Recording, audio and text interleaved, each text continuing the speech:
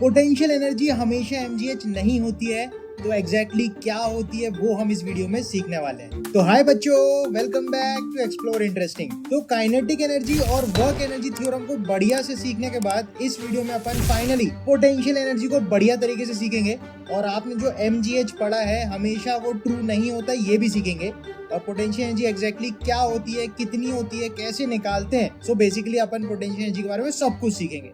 So, इसी के साथ let's get started with this video. तो सबसे पहले जो प्रॉपर डेफिनेशन है वो है change in potential energy is the negative of work done by internal conservative forces. अब मुद्दे की बात ये है कि यार ये negative of internal conservative force क्या है, नेगेटिव क्यों लगा रहे हैं, चेंज ऑन पोटेंशियल एनर्जी को ही क्यों डिफाइन कर रहे हैं, ये सारी बातें अपन सीखने वाले हैं। एक एक करके मैं आपको एक्सप्लेन करूंगा, ध्यान से इसको समझना। सबसे पहली चीज आती है कि ये इंटरनल कंजर्वेटिव फोर्स क्या है। तो सबसे पहले इसको समझने के लिए इंटरनल एंड एक्सटर्नल फोर्स को अपन को समझना पड़ेगा। तो सबसे पहले इंटरनल एंड एक्सटर्नल फोर्सेस क्या होती है उनको समझने के लिए हमें इंटरनल एंड एक्सटर्नल को समझना पड़ेगा। तो इसके लिए मैंने एक एग्जाम्पल लिया है, बेसिकली एक पार्क जैसा कुछ है, उसके अंदर कुछ ट्रीज हैं, एक बेंच लगी है, कुछ बच्चे खेल रहे हैं, एक कुत्ता घूम रहा है और पार्क के बाहर कुछ यहाँ पे ईंटें रखी हैं, कोई बंदा जा रहा है, इस तरीके से। तो जो भी चीजें इस पार्क के अंदर है that is internal to the park. बोले तो ये सारे पेड़ वेड़ जो भी है, बेंचेस हैं जो मैंने ब्लू कलर से बना रखे हैं, ये सब इंटरनल टू द पार्क है। इसके अलावा अपन देख सकते हैं जैसे ये बाहर ईंटें रखी हैं या बंदा चल के जा रहा है, तो ये सब एक्सटर्नल टू द पार्क। इसी तरीके से अगर अपन इंटरनल और एक्सटर्नल फोर्सेस को समझे तो सबसे पहले हमें देखना पड़ेगा कि यार सिस्टम क्या है। सिस्टम बोले तो जिसकी अपन स्टडी करते हैं। जैसे अगर मुझे इस पार्क की स्टडी करना है तो इस पार्क को हम सिस्टम बोल देंगे और इस पार्क के अंदर जो भी चीजें हैं वो अपनी इंटरनल हो जाएंगी।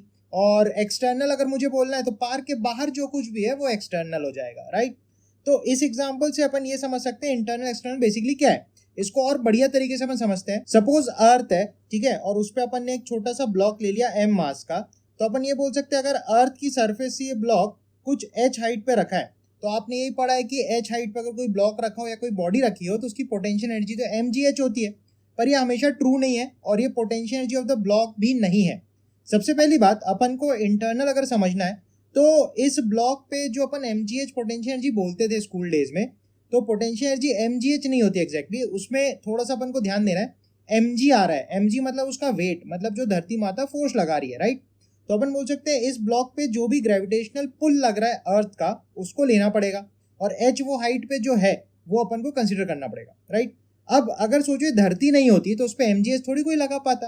तो अपन ये बोलेंगे इसके ऊपर जो mg लगा रहा है वो धरती लगा रहा है। दैट मीन्स इस ब्लॉक और अर्थ को दोनों को एक सिस्टम हमको मानना पड़ेगा। तो इस तरीके से अपन ने अर्थ और ब्लॉक को एक सिस्टम मान लिया, राइट। अब ये जो पोटेंशियल एनर्जी अपन लिखेंगे वो अर्थ ब्लॉक सिस्टम के लिए लिखेंगे पहली बात, ठीक है, क्योंकि इनके बीच में जो mg लग रही है वो इंटरनल हो गई। बोल सकते हैं धरती ने ब्लॉक पे mg लगाया तो ब्लॉक ने भी धरती पे एक mg लगाया होगा, पर धरती इतनी ज्यादा बड़ी है कि अपन को धरती पे लगने वाली mg समझ में नहीं आती और वो बहुत छोटी वैल्यू होती है, राइट। मगर धरती की वजह से जो छोटे से ब्लॉक पे ईंटे या पत्थर पे जो फोर्स लगती है वो हम डेफिनेटली फील कर पाते हैं क्योंकि धरती उसको खींच रही होती है। तो इस केस में जो पोटेंशियल एनर्जी आएगी वो अर्थ प्लस ब्लॉक सिस्टम की आएगी, ना कि अकेले ब्लॉक की। और यहाँ पे धरती और ब्लॉक ये दोनों अपने सिस्टम है, तो इनके बीच में लगने वाली फोर्स mg इंटरनल फोर्स है।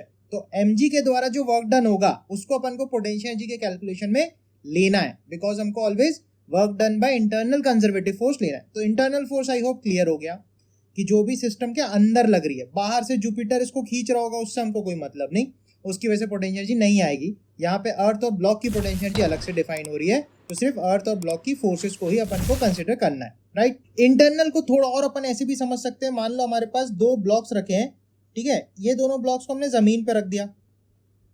अब हम ये बोल सकते हैं इनके आपस में कुछ ना कुछ ग्रेविटेशनल फोर्स लग रही होगी, वो बहुत कम होगी, ये तो है।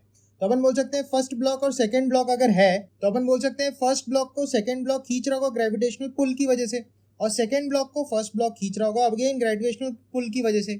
ये बेसिकली एक्शन रिएक्शन टाइप के पेयर्स हैं, राइट। अब ये समझो इनके आपस में जो ग्रेविटेशनल फोर्सेस लग रही हैं ये इनके लिए इंटरनल फोर्स हो जाएगी अगर मैंने इन दोनों ब्लॉक्स को अपना सिस्टम मान लिया।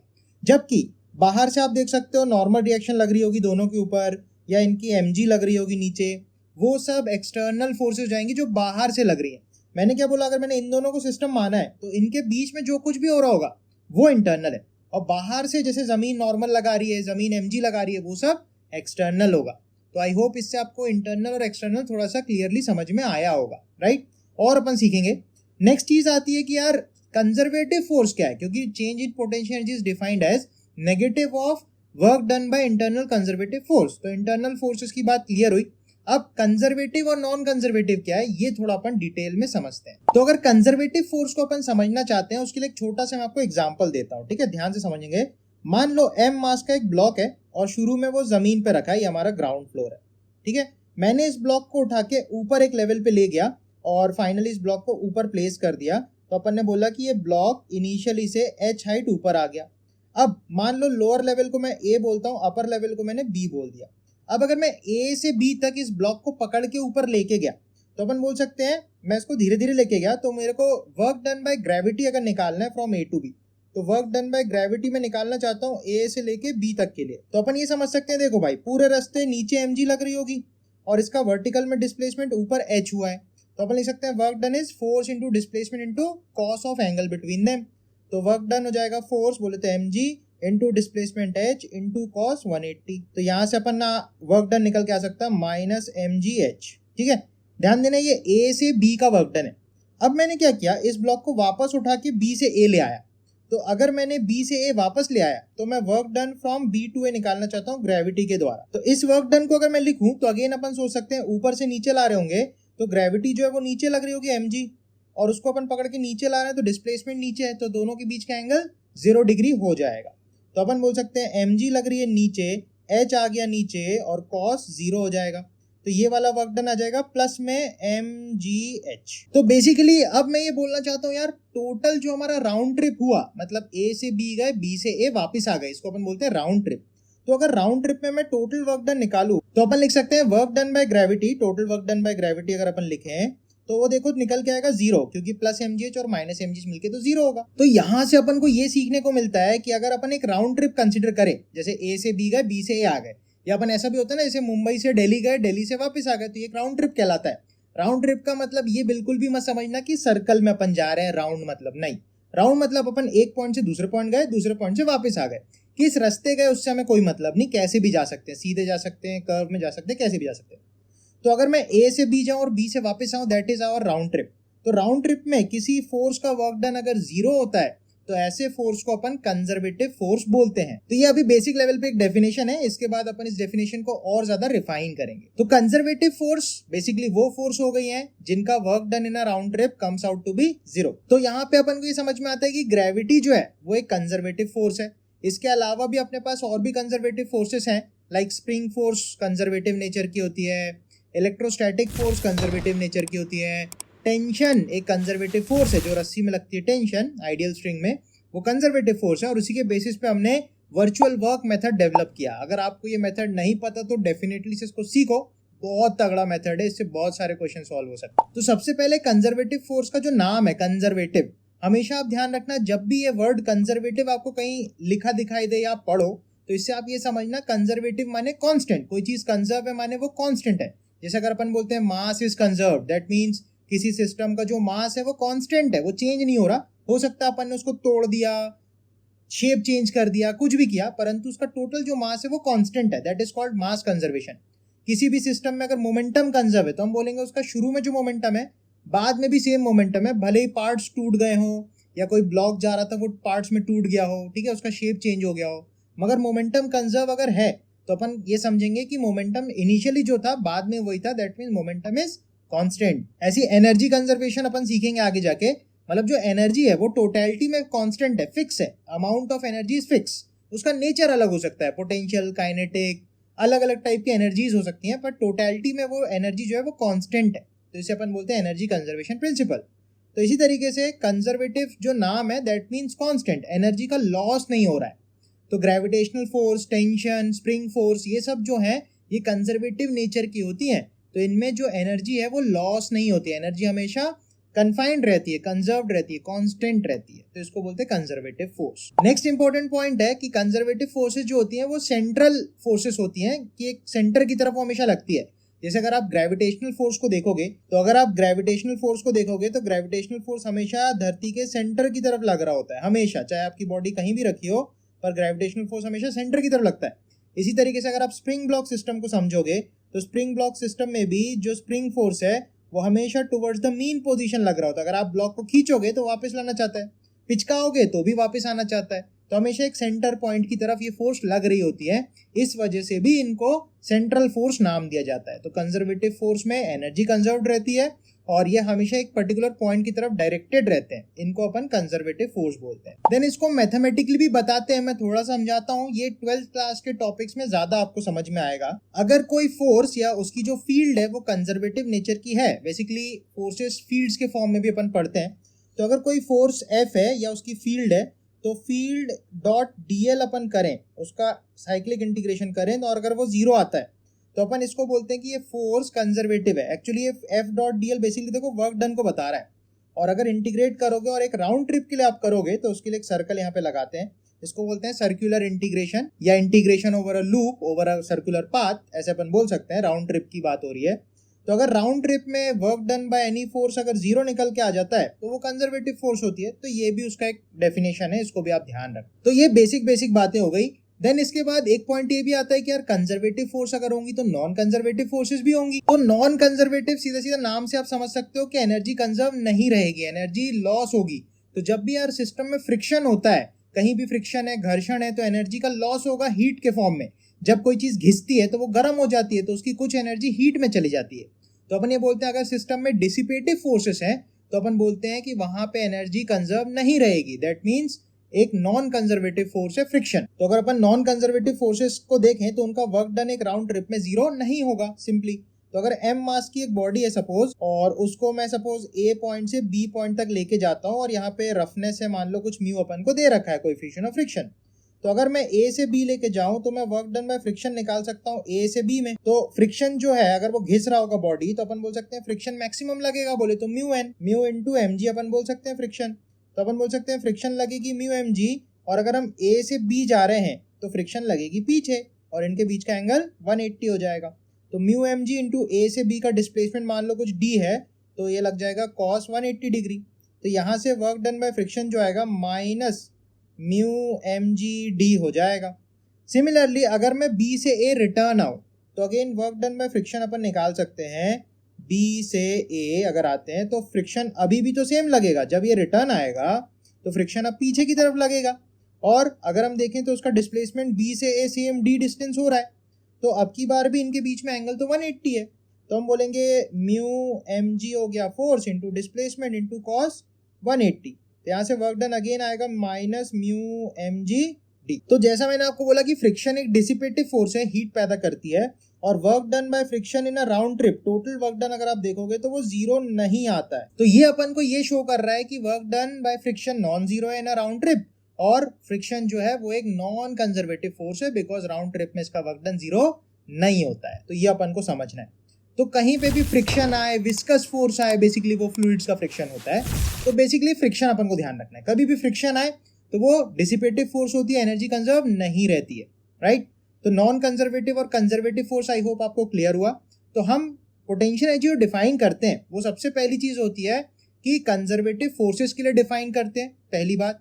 दूसरी बात, पोटेंशियल एनर्जी जो है वो हमेशा कम से कम 2 बॉडीज या उससे ज्यादा के लिए डिफाइन है, क्योंकि पोटेंशियल एनर्जी के लिए अपन को वर्क डन कैलकुलेट करना है, और वर्क डन तभी होगा जब एक बॉडी दूसरे पे फोर्स लगाए, और उस फोर्स का ही तो वर्क डन अपन कैलकुलेट करते हैं। तो जब हम अपन पहली बार ग्रेविटेशनल पोटेंशियल एनर्जी को डिफाइन करेंगे अभी, तो अपन को सबसे पहले समझना है पोटेंशियल एनर्जी मिनिमम 2 बॉडीज के लिए है, जैसे धरती और ब्लॉक। धरती नहीं होगी तो ब्लॉक पे फोर्स कौन लगाएगा, और फोर्स लगाएगा तो वर्क डन नहीं होगा, तो उसके लिए पोटेंशियल एनर्जी भी डिफाइन नहीं है। ये अपन को समझना है। नेक्स्ट पॉइंट आता है कि यार चेंज इन पोटेंशियल एनर्जी ही क्यों डिफाइन किया गया। तो अगर मैं समझू चेंज इन पोटेंशियल एनर्जी क्यों डिफाइन किया गया, उसके लिए एक छोटा सा एग्जांपल अपन को समझना पड़ेगा। ऑलराइट, एक एग्जांपल से ही अपन इस चीज को क्लियर करते हैं कि यार डेल्टा यू क्यों लिया गया, you for potential energy obviously. तो अगर सपोज इस ब्लॉक को मैंने यहाँ से उठा के ऊपर लेके गया, तो और मैं लिखना चाहता हूँ कि वर्क डन बाय ग्रेविटी इस प्रोसेस में कितना हुआ, तो अपन बोल सकते हैं ग्रेविटी जो है वो पूरे रास्ते इस पे नीचे लगी होगी mg, राइट, और अपन इसको ऊपर लेके आए h हाइट। तो अपन बोल सकते हैं अगर फोर्स इस ब्लॉक पे किसी भी टाइम पे नीचे लग रही थी mg, और हमने इसको ऊपर h डिस्टेंस चला दिया, तो वर्क डन बाय ग्रेविटी भी माइनस mgh। अब अगर हमें इसकी पोटेंशियल एनर्जी लिखनी है तो अपन क्या लिखते थे, याद करो स्कूल डेज में mgh लिखते थे, क्योंकि अगर नीचे से ऊपर एक बॉडी को लेके गए तो हमने कुछ वर्क किया, वो वर्क उसमें एनर्जी के फॉर्म में स्टोर हो गया। या इसको आप ऐसे भी समझ सकते हो कि इस ब्लॉक को जब अपन ने नीचे से ऊपर लेके गए तो ग्रेविटी के अगेंस्ट हमने कुछ उसमें वर्क किया है, उसने उस बॉडी की पोटेंशियल एनर्जी को बढ़ा दिया, या हमने जो उसमें वर्क किया ग्रेविटी के अगेंस्ट में, वो वर्क उसके अंदर किसी तरीके से स्टोर हो गया, उसी को अपन पोटेंशियल बोल रहे हैं। जैसे अगर मैं इस पेन को यहाँ से ऊपर लेके गया तो इसके ऊपर हम बोलेंगे मैंने कुछ वर्क किया, किसी के अगेंस्ट वर्क किया, राइट। ग्रेविटी नहीं होती तो ऐसे लेके चले जाता मैं तो मैं ये बोलूंगा कि इसके लिए मैंने इसको ऊपर उठाया तो मैंने कुछ वर्क किया ग्रेविटी के अगेंस्ट, तो जो मैंने वर्क किया वो इसमें स्टोर हो गया, मैं छोड़ूंगा तो ऑटोमेटिकली भागेगी। दिस शोज कि हम जब भी कुछ वर्क करते हैं तो वो बॉडी में स्टोर होती है, राइट। एक स्प्रिंग की तरह मैंने बेसिकली इसको खींच दिया, अब छोड़ूंगा तो वापस सिकुड़ जाएगी ना, ये अपन चाहते हैं। अब एक चीज समझना है, ग्रेविटी के क्योंकि अगेंस्ट वर्क हो रहा है और हमने बोला उसकी पोटेंशियल एनर्जी बढ़ी क्योंकि हमने उसका लेवल बढ़ाया, तो potential energy is defined as negative of this change. क्योंकि देखो जो ग्रेविटी है वो तो उसको बुलाना चाहती है, तो ग्रेविटी का वर्क तो हमेशा नेगेटिव आएगा जब भी आप नीचे से ऊपर लेके जाओगे। लेकिन हम उसको अगर फील करें तो हम बोल रहे हैं कि यार उसके अंदर एनर्जी स्टोर हो रही है। जब आप उस बॉडी को नीचे से ऊपर लेके जा रहे हो तो आप उस सिस्टम की पोटेंशियल एनर्जी को बढ़ा रहे हो, ऐसा अपन बोलते हैं हमेशा से ही। तो अपन बोलेंगे पोटेंशियल एनर्जी में जो भी चेंज आया है वो negative of work done by internal conservative force, मतलब माइनस में mgh आया है, तो तब जाके ये प्लस mgh बन पाता है। तो जब भी आप A से B लेवल पे उस ब्लॉक को लेके जाओगे नीचे से ऊपर तो उसका जो mgh आप लिखते थे वो इस तरीके से आता था, work done by gravity negative होता था, पर एक माइनस हम लगाते थे क्योंकि हम उस ग्रेविटेशनल फोर्स के अगेंस्ट में वर्क कर रहे हैं, तो वो जो अगेंस्ट वाला हिसाब है वो इस माइनस से डिफाइन होता है, पहली बात। दूसरी बात, अगर मैंने इस रेफरेंस लेवल को जीरो एनर्जी लेवल माना तो इसके कंपैरिजन में ये mgh है, राइट। तभी अपन बोल रहे हैं चेंज इन पोटेंशियल एनर्जी, बोले तो U final minus U initial. U initial को अपन ने जीरो माना है, इस वजह से इस पॉइंट पे जो पोटेंशियल एनर्जी लिख रहे हो वो mgh लिख रहे हो, सही है, इसमें कोई दिक्कत वाली बात नहीं है, बिल्कुल सही सीखा है आपने बचपन में। लेकिन अगर मैं बोला कि यार रेफरेंस मेरा ये होता नीचे, तो अगर मैंने मान लो इस लेवल D को अपना रेफरेंस माना होता तो अपन ये बोलते कि जब इस ब्लॉक को अपने A लेवल से B लेवल पे लेके गए तो A लेवल पे ऑलरेडी वो कुछ ऊंचाई पे था, मान लो ये डिस्टेंस B है, तो A लेवल पे जब वो ब्लॉक था तो A लेवल पे अपन बोल सकते हैं कि यार उसकी जो पोटेंशियल एनर्जी थी वो शुरू में क्या थी, U इनिशियल जो थी वो थी mgd, और जब आप B लेवल पे इसको लेके गए, इस जगह से उठा के इधर लेके रखे, तो D रेफरेंस की तुलना में इस जगह पे जो पोटेंशियल एनर्जी है वो क्या होगी, mgd प्लस h, तो अपन बोलेंगे U फाइनल क्या हो जाएगी, mgd प्लस h। इसका मतलब अगर अपन रेफरेंस चेंज करें तो पोटेंशियल एनर्जी चेंज हो सकती है, राइट। ये अपन ने एक एक लेवल का पोटेंशियल एनर्जी लिखा है। लेकिन अगर मैं चेंज इन पोटेंशियल एनर्जी निकालूं, अगर मैं यहाँ पे डेल्टा U अगेन निकालूं, बोले तो U final minus U initial, तो आप नोटिस करोगे कि mgd plus h minus mgd करना पड़ेगा। अब यहाँ से आप देखो mgd और mgd अगर कैंसिल हो जाए तो अपन को देखो mgh ही मिलेगा। दिस शोज कि अगर हमें इस रेफरेंस का पंगे को हटाना है, मतलब रेफरेंस चेंज करने से पोटेंशियल एनर्जी चेंज हो सकती है, तो हम मन चाहा रेफरेंस ले सकें। इसको डिफाइन करने के लिए पोटेंशियल एनर्जी को ऐसे डिफाइन किया गया कि always change in potential energy हम लेके बात करें, क्योंकि जब आप चेंज इन पोटेंशियल एनर्जी लेते हो तो रेफरेंस का कोई फर्क नहीं पड़ता, क्योंकि चेंज हमेशा आता है। चाहे आप A से B कहीं भी लेके जाओ, मतलब किसी भी रेफरेंस की तुलना में आप लेके जाओ, मतलब आप A को रेफरेंस मान के A से B चले जाओ, या D को रेफरेंस मान के A से B चले जाओ, या आप B को रेफरेंस मान के भी A से B अगर चले गए, तो आपका जो चेंज इन पोटेंशियल एनर्जी है वो हमेशा mgh ही आने वाला है। इसलिए पोटेंशियल एनर्जी को चेंज के फॉर्म में डिफाइन किया गया, राइट। और यहाँ से अपन कभी कभी ऐसा सोच भी सकेंगे कि एक पर्टिकुलर लेवल की पोटेंशियल एनर्जी क्या है, जैसे इनिशियल पोटेंशियल एनर्जी mgd है, final potential energy mgd plus h है, दैट मीन्स हमने रेफरेंस पे पोटेंशियल एनर्जी को जीरो माना है। तो एक और इंपॉर्टेंट नोट अपन सीखेंगे इसके बाद कि अगर रेफरेंस अपन जो भी चूज करें, रेफरेंस आप जहां मर्जी वहां चूज कर सकते हो for calculating gravitational potential energy, है ना। अब जो रेफरेंस लेवल है उस पर हमको ध्यान रखना है, पोटेंशियल एनर्जी जीरो होती है हमेशा। अगर आप रेफरेंस लेवल के ऊपर किसी बॉडी को लेके जाते हो, मान लो कुछ हाइट पे लेके गए h, तो वहां पे उसकी पोटेंशियल एनर्जी इंक्रीज होगी, तो प्लस में mgh होगी, तो हम बोलते हैं पोटेंशियल एनर्जी इज पॉजिटिव। लेकिन अगर मान लो आपकी बॉडी जो है वो रेफरेंस लेवल के नीचे किसी लेवल पे बैठी है, मान लो यहाँ पे ब्लॉक रखा है, मान लो h हाइट नीचे रखी है, तो अपन बोलेंगे रेफरेंस के नीचे जो पोटेंशियल एनर्जी होती है वो नेगेटिव होती है, तो इस लेवल पे हम बोलेंगे पोटेंशियल एनर्जी इज नेगेटिव। मतलब सीधी सीधी बात है, यहाँ पे अगर मैं पोटेंशियल एनर्जी डिफाइन करूं तो वो होगी माइनस में mgh, रेफरेंस पे पोटेंशियल एनर्जी जीरो होती है, और h हाइट पे पोटेंशियल हो जाएगी प्लस में mgh। तो ये एक छोटी सी पॉइंट अपन को समझनी है कि पोटेंशियल एनर्जी को लेते कैसे हैं। रेफरेंस आपके अगेन बोल रहा हूँ, जहां मर्जी वहां आप रेफरेंस ले सकते हो। और मैं हमेशा एक ही पॉइंट समझता हूँ कि रेफरेंस हमेशा पूरे क्वेश्चन में जो लोएस्ट लेवल है उसको लेना। मान लो आपके पास इंक्लाइन प्लेन है तो लोएस्ट लेवल को पोटेंशियल एनर्जी 0 मान लेना। मान लो आपको एक रस्सी से कुछ पुली वुली है, उससे आपको ब्लॉक को उठा के लेके जाना है, तो ये ब्लॉक का जो भी लोएस्ट लेवल होगा उसको पोटेंशियल एनर्जी 0 मान लेना। तो ऊपर जब भी जाएगा तो पोटेंशियल एनर्जी हमेशा पॉजिटिव में ही आप लिखोगे, राइट। तो कुल मिला के यहाँ से अपन ने सीखा कि पोटेंशियल एनर्जी में हमेशा जो डेफिनेशन है वो ये है कि change in potential energy is negative of work done by internal conservative force. तो इसके अंदर अल्टीमेटली हमने क्या सीखा, एक बार फटाफट रिवाइज करते हैं। पोटेंशियल एनर्जी जो है वो हमेशा एक सिस्टम ऑफ पार्टिकल्स के लिए डिफाइंड है, उसमें मिनिमम 2 बॉडीज तो होनी चाहिए और इनके बीच में जो इंटरेक्शन है उसकी वजह से पोटेंशियल एनर्जी आती है। क्योंकि एक बॉडी जो दूसरे पे फोर्स लगाती है उसमें जो वर्क डन निकालते हैं अपन, उस वर्क डन के लिए फोर्स चाहिए। तो जब भी एक बॉडी और दूसरी बॉडी के बीच में कुछ इंटरेक्शन होगा, उस इंटरेक्शन की वजह से पोटेंशियल एनर्जी डिफाइन की जाती है, राइट। तो minimum number of body required is 2। Then हमने सीखा पोटेंशियल एनर्जी में हमेशा चेंज डिफाइन करते हैं, बिकॉज रेफरेंस का लोचा अपन को नहीं चाहिए, जहां मर्जी वहां रेफरेंस ले सके, इस वजह से हमेशा change in potential energy define की जाती है। और रेफरेंस पे ग्रेविटेशनल पोटेंशियल एनर्जी हमेशा 0 होती है, राइट। देन हमने सीखा कि कंजर्वेटिव नॉन कंजर्वेटिव फोर्सेस क्या होती हैं। जो भी फोर्स का वर्क डन एक राउंड ट्रिप में 0 होता है उसको कंजर्वेटिव फोर्स बोलते हैं। कंजर्वेटिव फोर्सेस की खास बात यह है कि एनर्जी कंजर्व रहती है जब ये फोर्सेस लगती हैं। नेक्स्ट, ये हमेशा सेंटर की तरफ लग रही होती है, इसलिए इनको सेंट्रल फोर्स भी बोलते हैं। देन इसके बाद किसी भी फोर्स को कंजर्वेटिव फोर्स आप तब बोलोगे जब cyclic integration of F dot D L 0 हो। एफ फॉर फील्ड है, चाहे वो इलेक्ट्रिक फील्ड हो चाहे वो ग्रेविटेशनल फील्ड हो। इसको जनरल वे में मैथमेटिकली ऐसे लिखते हैं कि potential energy is defined for a field force, right. तो हमने जो सबसे पहली चीज सीखी कि ग्रेविटेशनल पोटेंशियल एनर्जी, उसके लिए जो रेफरेंस है आप जहां मर्जी ले सकते हो, ठीक है। रेफरेंस पे पोटेंशियल एनर्जी को 0 लेना होता है। रेफरेंस के ऊपर जाओगे तो पोटेंशियल एनर्जी पॉजिटिव हो जाएगी, रेफरेंस के नीचे जाओगे तो पोटेंशियल एनर्जी नेगेटिव हो जाएगी और रेफरेंस पे पोटेंशियल एनर्जी 0 होती है। देन ये तो ग्रेविटेशनल पोटेंशियल एनर्जी की बात हो गई, इसको अपन कुछ एग्जांपल से भी समझेंगे फ्यूचर में। देन एक और होती है कि स्प्रिंग की पोटेंशियल एनर्जी कितनी है। तो इसी में मैं आपको स्प्रिंग की पोटेंशियल एनर्जी बता दे रहा हूँ। तो जो स्प्रिंग होता है, स्प्रिंग का जो वर्क डन होता है, वर्क डन बाय स्प्रिंग, याद है वो होता था -12 के x final square minus x initial square, right. यहाँ पे एक्स फाइनल और एक्स इनिशियल जो है वो डिफॉर्मेशन है स्प्रिंग के, कि फाइनली वो कितनी खिंची या दबी है और इनिशियली वो कितनी खिंची या दबी थी। तो एक्स को डिफॉर्मेशन लेते हैं, इसमें कोई नेगेटिव पॉजिटिव वाला झोल नहीं रहता। नेचुरल लेंथ से कितनी दबी है या कितनी खिंची है, that defines the work done bye spring. अब आप इसमें सिंपल सी एक बात सोचो ना कि अगर हमारे पास एक स्प्रिंग है तो उस स्प्रिंग पे कोई फोर्स किस समय पे नहीं लगेगी, जब वो स्प्रिंग अपने नेचुरल पोजीशन पे होगा। तो स्प्रिंग जब भी अपने नेचुरल पोजीशन पे होगा तो वहां पे ना वो खींचा होगा ना वो दबा होगा। तो इन दैट केस हम वर्क डन बाय स्प्रिंग को 0 लिख सकते हैं, क्योंकि एक्स की वैल्यू 0 है, ना वो खसका ना कुछ, ठीक।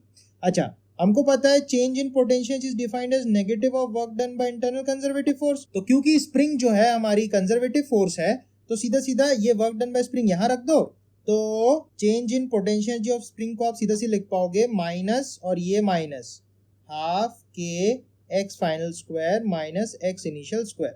तो ये अपना बन जाएगा plus half k x final square minus x initial square.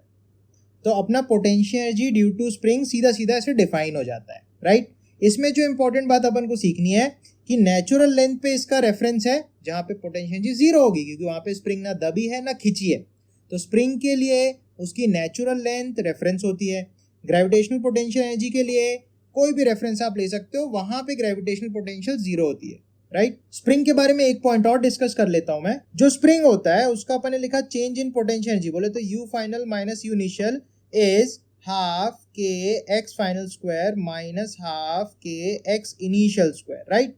इसको आप अगर 1-on-1 मैच कराओ कि फाइनल वैल्यू ये हो गई और इनिशियल वैल्यू तो ये हो जाएगी, सही है ना। तो आप इसको ऐसे भी देख सकते हो कि potential energy at any deformation x can be written as half k x square. चाहे वो एक्स दबा हो चाहे वो एक्स खिंचा हो, आप किसी भी मोमेंट पे किसी भी डिफॉर्मेशन पे स्प्रिंग के लिए उसकी पोटेंशियल एनर्जी को इस तरीके से भी डिफाइन कर सकते हो। एक एग्जांपल फटाफट से अपन देख लेते हैं जिसमें अपन पोटेंशियल एनर्जी निकालना सीखेंगे। तो क्वेश्चन में सिंपली बोला है कि एक ब्लॉक है जो यहाँ पे रेस्ट कंडीशन में रखा है एक इंक्लाइन प्लेन के ऊपर, और उसकी ग्रेविटेशनल पोटेंशियल एनर्जी अपन को निकालनी है। तो ये ब्लॉक स्लिप नहीं कर रहा, ठीक है, वो फ्रिक्शन की अलग बात है। यहाँ पे अपन बोल सकते हैं नीचे जो mg sin थीटा लग रहा होगा उससे फ्रिक्शन ने बैलेंस कर रखा होगा, जितने की जरूरत उतना फ्रिक्शन लग गया होगा, राइट, वो अलग बात है। अब अपन को अगर ग्रेविटेशनल पोटेंशियल निकालनी है तो बेसिकली हमको एक रेफरेंस चाहिए। हमेशा मैंने बोला रेफरेंस कुछ भी ना दिया, सबसे लोअर मोस्ट पॉइंट आप लेना, अदरवाइज वो क्वेश्चन में बता देगा कि रेफरेंस कहाँ लेना है। तो जैसे मैंने इस क्वेश्चन में कुछ नहीं दिया तो वो मेरा क्वेश्चन है, तो मेरा कंटेक्स्ट हमेशा ये रहेगा कि आप हमेशा लोअर मोस्ट पॉइंट से निकालो। तो उसके लिए मुझे ये हाइट चाहिए। तो अगर इस क्वेश्चन में देखो मैंने गिवन किया कि 25 मीटर हाइट पे रखा है, तो हमको उसकी वर्टिकल हाइट चाहिए, तभी अपन mgh पोटेंशियल एनर्जी लिख पाएंगे। तो नीचे अपना रेफरेंस हो गया, ऊपर जहां ये ब्लॉक रखा है वहां इसकी पोटेंशियल एनर्जी कितनी हो जाएगी, potential energy will be m मतलब 10, g मतलब 10 और h हो जाएगा, अब ध्यान दो ये 25 है, जिसके साथ एंगल उसके साथ cos, तो ये हो जाएगा बेस जो होगा 25 cos 37, हाइट जो होगी वो होगी 25 sin 37, ये हो जाएगी sin 37 इंटू 25। तो अपना आंसर अपन बोल सकते हैं 100 इंटू 25 sin 37 3/5, 5 5 25, तो 15 हो जाएगा। तो 1500 जूल्स में अपनी इसकी पोटेंशियल एनर्जी आ जाएगी। तो 1500 जूल्स अपने इसकी पोटेंशियल एनर्जी आ जाएगी। तो बेसिकली अपन को ये ध्यान रखना है, जब भी ग्रेविटेशनल पोटेंशियल एनर्जी निकालने की बात आएगी तो आपको एक रेफरेंस लेना पड़ेगा, वो हमेशा आप लोअर मोस्ट पॉइंट को लेना।